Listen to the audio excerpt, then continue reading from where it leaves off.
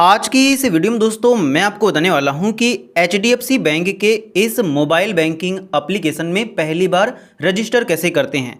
अगर आपका HDFC bank में अकाउंट है तो आप इस ऐप के अंदर अपने अकाउंट से रजिस्टर हो सकते हैं और होने के बाद आप अपने बैंक के कई सारे काम खुद कर सकते हैं। साथ ही बैंक की स्टेटमेंट्स डाउनलोड करना हुआ, बैलेंस देखना हुआ, ट्रांजैक्शन करना हुआ, वो सभी काम आप HDFC बैंक के इस मोबाइल एप्लीकेशन से कर सकते हैं। और इसीलिए आज की इस वीडियो में मैं आपको इसमें पहली बार रजिस्टर करने का पूरा प्रोसेस लाइव दिखाने वाला हूं। यहाँ पर आप देख सकते हैं कि ये मैंने HDFC बैंक में अभी रिसेंटली अपना अकाउंट ओपन कराया है। तो उनकी तरफ से मुझको ये किट मिली थी जिसमें मेरी पासबुक, ATM कार्ड, साथ ही नेट बैंकिंग का यहाँ पर पासवर्ड और ATM का भी पिन इसमें मुझे दिया गया था। तो इन्हीं डिटेल्स के थ्रू आप इस मोबाइल एप्लीकेशन में रजिस्टर हो सकते हैं। तो सबसे पहले आपको इस ऐप को अपने मोबाइल में डाउनलोड कर लेना है। आप सिंपली इंस्टॉल पर क्लिक करेंगे तो ये आपके मोबाइल में इंस्टॉल हो जाएगा। साथ ही इस ऐप का डायरेक्ट लिंक मैं इस वीडियो के डिस्क्रिप्शन में भी दे दूंगा। जैसे ही ऐप डाउनलोड हो जाए उसके बाद आपको इसे ओपन करना है। कुछ इस प्रकार से आपके मोबाइल में ये ओपन होगा। आपसे यहाँ पर कुछ परमिशंस वगैरह मांगेगा तो आपको यहाँ पर सबसे पहले आई अंडरस्टैंड पर क्लिक करना है। उसके बाद आपको यहाँ पर कंटिन्यू पर क्लिक करना है। आपसे ये लोकेशन की परमिशन मांगेगा तो आपको इसको लोकेशन की परमिशन दे देना है। जो भी परमिशन आपसे ये मांगे सभी परमिशंस को आप अलाउ कर देंगे और अलाउ करने के बाद कुछ इस प्रकार से ये आपके मोबाइल में ओपन हो जाएगा। बस आपको यहाँ पर लेट्स बिगिन पर क्लिक कर देना है। उसके बाद ये लोड लेगा और आपके सामने अकाउंट सेलेक्ट करने का ऑप्शन आ जाएगा। यहाँ पर आपसे पूछा जाता है कि आपका इंडियन रेसिडेंट अकाउंट है या NRI अकाउंट है। तो आप एक इंडियन हैं तो सिंपली आप यहाँ पर इंडियन रेसिडेंट अकाउंट पर क्लिक कर देंगे। लेकिन अगर आप किसी दूसरे कंट्री में रहते हैं तब आप NRI अकाउंट पर क्लिक करेंगे। तो यहाँ पर सिंपली आपको अकाउंट टाइप चूज़ करना है और कंटिन्यू पर क्लिक कर देना है। उसके बाद आपको अपना सिम सेलेक्ट करना होगा कि HDFC बैंक में जो आपका मोबाइल नंबर लगा है वो किस सिम में पड़ा है। तो यहाँ से आप अपना सिम चूज़ करेंगे और सिम चूज़ करने के बाद आपको कंटिन्यू पर क्लिक कर देना है। उसके बाद SMS को वेरीफाई किया जाएगा, मतलब सिम को वेरीफाई किया जाएगा।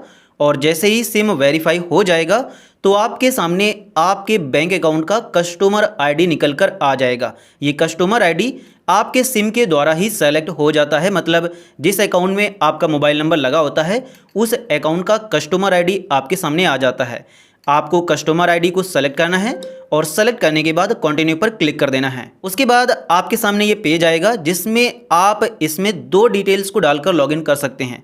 अगर आपके पास डेबिट कार्ड है तो आप डेबिट कार्ड सेलेक्ट करेंगे और यहाँ पर आप उसका एक्सपायरी डेट डालेंगे और यहाँ पर आप अपने डेबिट कार्ड का पिन डालोगे और इसके बाद आप कंटिन्यू पर जैसे ही क्लिक करोगे तो आप इस मोबाइल बैंकिंग ऐप में सक्सेसफुली रजिस्टर हो जाओगे। लेकिन अगर आप डेबिट कार्ड से नहीं यहाँ पर रजिस्टर होना चाहते हैं तब आप नेट बैंकिंग पर क्लिक करेंगे और यहाँ पर आपको अपना नेट बैंकिंग का पासवर्ड डाल देना है। जब आप HDFC बैंक में अपना अकाउंट बनाते हो तो आपको उनके द्वारा ये किट दिया जाता है। तो इसी किट में आपका ATM कार्ड होता है और साथ ही उसका पिन भी होता है और इसके अलावा आपके नेट बैंकिंग का पासवर्ड भी होता है। यहाँ पर आप देख सकते हैं कि कुछ इस प्रकार से आपको उस किट में ये पेज मिलता है और इसी पेज को जैसे ही आप यहाँ से फाड़ करके अंदर देखोगे तो वहाँ पर आपको आपके नेट बैंकिंग का पासवर्ड दिख जाएगा। और इसी प्रकार का ये ATM और डेबिट कार्ड का भी होता है। तो इसको जैसे ही आप यहाँ से फाड़ोगे और फाड़ने के बाद अंदर देखोगे तो वहाँ पर आपके ATM कार्ड का पिन देखने को मिल जाएगा। तो इसीलिए आप यहाँ पर जिस प्रकार से इसमें लॉगिन करना चाहें लॉगिन कर सकते हैं। आप डेबिट कार्ड से भी लॉगिन हो सकते हैं और नेट बैंकिंग के पासवर्ड से भी। तो यहाँ पर मैंने अपना पिन डाल दिया है। ये पिन आपको सिक्योर करके रखना होता है, किसी को बताना नहीं होता है। साथ ही अगर आप कभी इस पिन को चेंज करना चाहें तो आप खुद भी चेंज कर सकते हैं। तो आपको यहाँ पर पासवर्ड डालना है और कंटिन्यू पर क्लिक कर देना है। उसके बाद आपको अपने अकाउंट का एक 4 डिजिट का पिन सेट करना होगा। यह पिन जब आपको डालना पड़ेगा, जब भी आप इस ऐप को ओपन किया करोगे तो वहाँ पर आपको बार बार अपना पासवर्ड नहीं डालना पड़ेगा। जो पिन आप यहाँ पर सेट करोगे वही पिन आपको यहाँ पर डालना पड़ेगा। तो यहाँ पर आपको एक बार अपना 4 डिजिट का पिन डालना है और उसी को आपको यहाँ पर दोबारा डाल देना है और इसके बाद आपको कंटिन्यू पर क्लिक कर देना है। जैसे ही आप कंटिन्यू पर क्लिक करोगे तो आपसे बायोमेट्रिक इनेबल करने को बोलेगा। तो आप इसमें जो मतलब आपके डिवाइस में फिंगरप्रिंट लगा है तो वो फिंगरप्रिंट आप इसमें लगा सकते हैं। तो वो यहाँ पर मैंने सेट कर दिया है और इसके बाद आपको सिंपली क्या करना है कि प्रोसीड टू लॉगिन पर क्लिक कर देना है। जैसे ही आप प्रोसीड टू लॉगिन पर क्लिक करोगे उसके बाद आप फिंगरप्रिंट से भी लॉगिन हो सकते हैं। जो पिन आपने सेट किया है उससे भी आप इसमें लॉगिन हो सकते हैं और जो आपका पासवर्ड था उसको भी डालकर आप इसमें लॉगिन हो सकते हो। तो आपको कोई सा भी एक मेथड चूज़ करना है और जैसे ही आप वो यहाँ पर सिक्योरिटी डाल देंगे तो आप इसमें सक्सेसफुली लॉगिन हो जाएंगे। तो इस प्रकार से दोस्तों आप इस मोबाइल बैंकिंग ऐप में सक्सेसफुली लॉगिन हो सकते हैं। यहाँ पर आपको ये बताया जाता है कि क्या आपको करना है और क्या आपको नहीं करना है, तो आपको इसको ध्यान से पढ़ लेना है। इसके बाद इस पर टिक करेंगे, एक्सेप्ट एंड कंटिन्यू पर क्लिक करेंगे और इस प्रकार से आप इसमें सक्सेसफुली लॉगिन हो जाएंगे।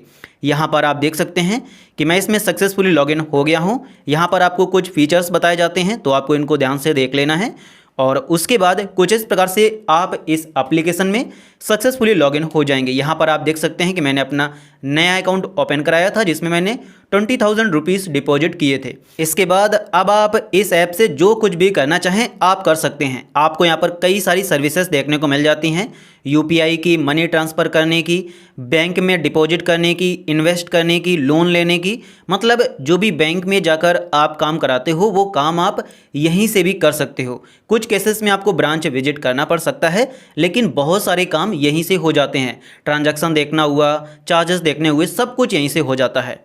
तो इस प्रकार से दोस्तों आप HDFC के मोबाइल बैंकिंग ऐप में सक्सेसफुली लॉगिन हो सकते हैं पहली बार, जिसका पूरा प्रोसेस मैंने आपको बता दिया है। अगर आपको ये वीडियो पसंद आया हो तो प्लीज़ आप इस वीडियो को एक लाइक ज़रूर कर देना। साथ ही अगर आपके मन में कोई क्वेश्चन हो तो आप उसे हमसे कमेंट सेक्शन में पूछ सकते हैं।